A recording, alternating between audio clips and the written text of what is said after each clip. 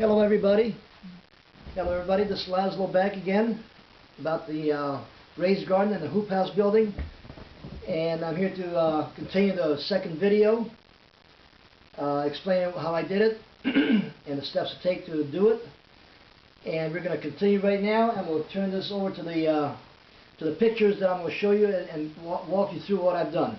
I'm going to move the camera so you can see it through the video.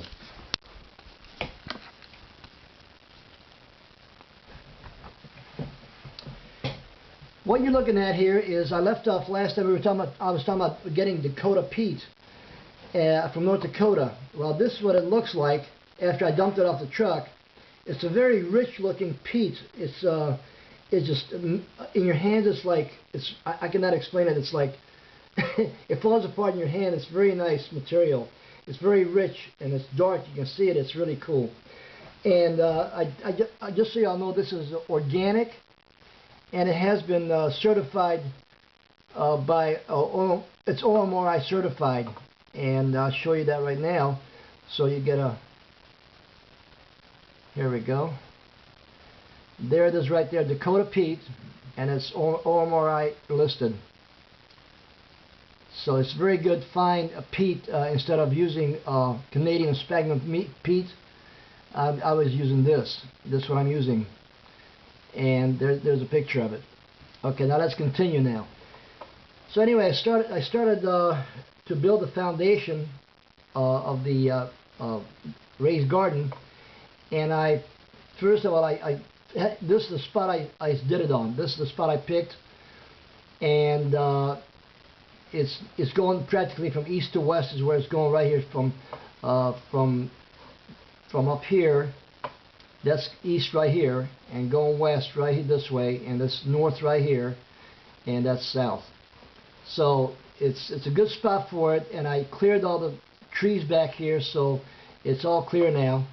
And but anyway, the next picture I'm going to show you is I showed you this I killed it, all the grass that was there, and then I finally got down to the nitty-gritty and started laying out my foundation, and this is how I did it. I had to go out to Lowe's and picked up altogether about 120 some odd cinder blocks. That included the 4-inch blocks that I used. That I'm going to show you how I used on the very top of it to be able to sit on the edge of it and be able to work the garden from there. But originally, as you can see, it's pretty wide. I made it actually a little bit too wide, but you'll see how I rectified that problem. But the dirt, I was in clay, and it was very difficult to level it. So what I ended up using, it was going back and forth trying to get this thing leveled, and I ended up using some treated 2x4s that I laid down underneath it, and I eventually filled it in with rocks all around it for a solid foundation. And I'll show you how it looks. This is the part that you see all the clay dug out, and here's the line, making sure that it's straight. As you can see, the string is strung out there, and I got gravel on the inside part, and I eventually filled it on the outside part. But this is looking down on the top. You see the line at the top, making sure it's straight, and it's filled in on both. It's going to be filled in on both sides with gravel, and it's packed down in there. As you can see that in the corners, it's all packed in there. And then I started to lay the second row right here to see if it's level. It was level or not. Laying the second one on top, doing a level this way, and it was all level. So I went ahead and proceeded. The next one, I had to literally dig trenches all the way around because the ground was not level. And the east side was much higher than the west side, and it was just driving me crazy. And thank God that I came up with the idea of trying to use a 2x4 underneath it to level it out, to make it straight. But I just had to raise the ground up or down to make sure that it was going to be level. And this finally, when I finished it off, the actual base foundation, it was all pretty much level, or at least real close to it. and it looked pretty darn good. The next thing I did was started putting the second row on it, and that's what it looked like. And when I did that, as you can see that I put landscape fabric to prevent the beads from coming up at all whatsoever. But that was not enough. I wanted to go a little bit further. But I'm going to show you this is a little closer up. You can see that I took the fabric and I tucked it in between the cinder blocks, so if anything does come through, it's not coming through into the garden. It's going right through into the cinder blocks. It's going to be stopped.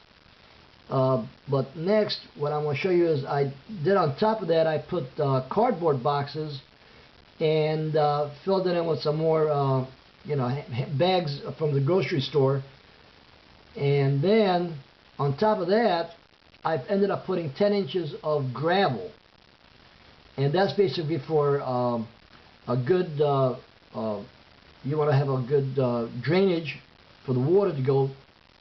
And not only that, but when you have 10 inches of gravel like that, any water that goes down into the gravel, it will hold it, and it will not escape. So it'll be like releasing nutrients from the pebbles, all the minerals.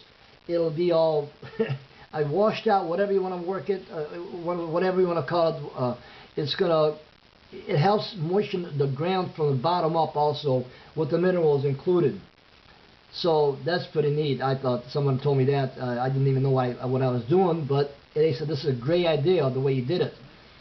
And after that, I started. Let's see, where was I? After that, I started laying the next layer up, and then you can see over there at the very top the 4-inch solid blocks. I want to see how it was going to look like. And this is the 3 rows built up. It's pretty even.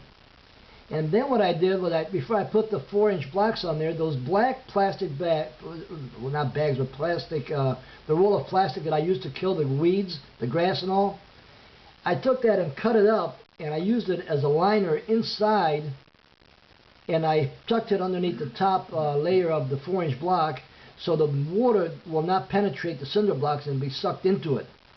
So it'll prevent it from doing so. And that plastic is, you'll see in a minute, it'll be cut.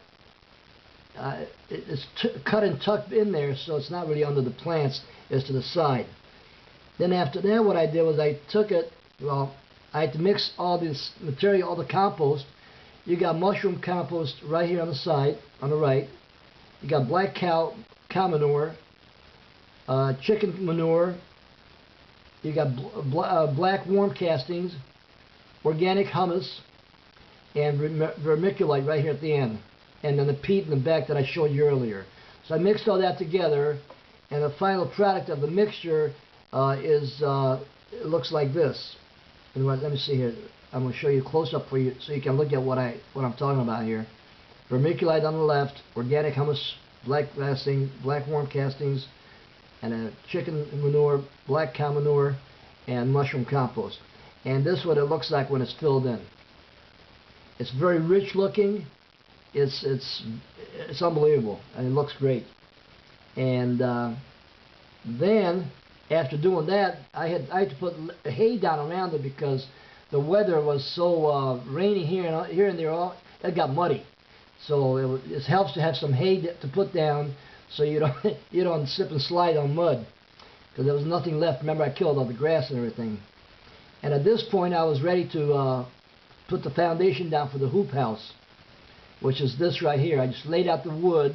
Those are 2x8s by 16 on the ends, which I cut to 15, and 2x8s by 12s, 2 of them 24 feet long lengthwise, and I connected those with the 1-foot pieces that I cut off at the end of the 16 footers of 1 feet I cut off. I used that as connectors to connect them back together in the middle of the 12 footers. And we'll get to that on the next video. I think we're running out of time over here. I hope I'm not running over. I'm not paying attention here. Yeah, we're getting real close. It's 9 minutes and 42 seconds, so I'm going to cut it off right now, and we'll continue on video number 3, doing the bottom of the baseboard, bottom of the hoop house. See you later. Bye.